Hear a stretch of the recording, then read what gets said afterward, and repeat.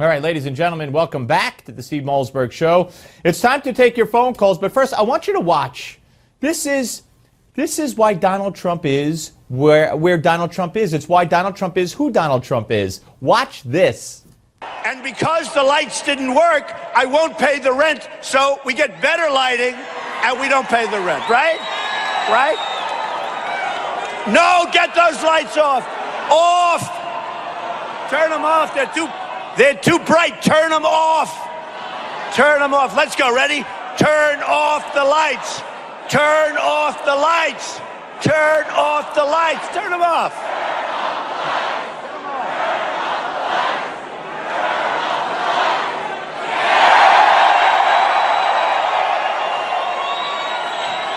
So much nicer. No, that's the way we have to negotiate for our country. All right, ladies and gentlemen, that was in Georgia over the weekend. Incredible. Let's get to the phones. Let's say hello to Paul from Tampa, Florida. Hello, Paul. How you doing, Steve? Good. Welcome aboard, sir. What can I do for you? That reminded me of the old Pat Travers song, Boom, Boom, Boom. Out Go the Lights. Out Go the Lights. Yeah, that was the Boomtown Rats did that, too, I think.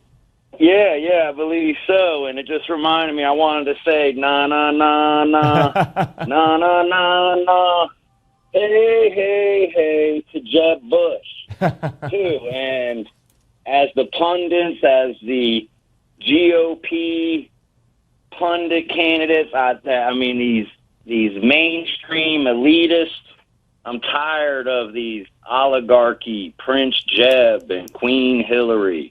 And I'm so glad to see Trump standing up. You can just tell he's real. He doesn't have cue cards. He doesn't have a script, you know. That he's talking out. That he is, He's talking out against the establishment. Absolutely, and that's why he is where he is. And I thank you very much, Paul, for weighing in.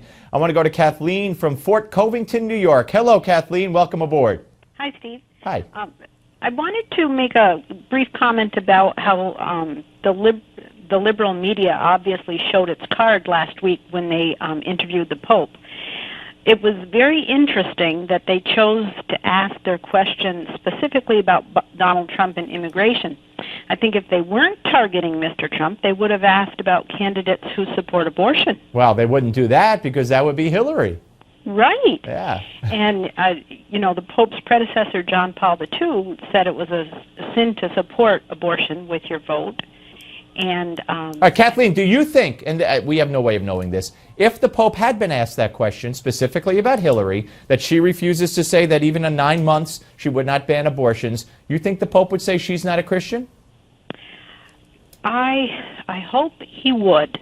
I know, there's no way to know. There's no way to know, but I think sometimes you just have to put aside the political correctness and speak the truth. Yep, absolutely. Kathleen, I appreciate your calling. Thank you very much. And that would have been a question. I wonder what he would have said. Let's go to Bonnie from Belleville, Texas to finish out the segment. Hello, Bonnie. Hi, Steve. Hi. I'm glad to be on your show. I'm glad to have you. Thank you.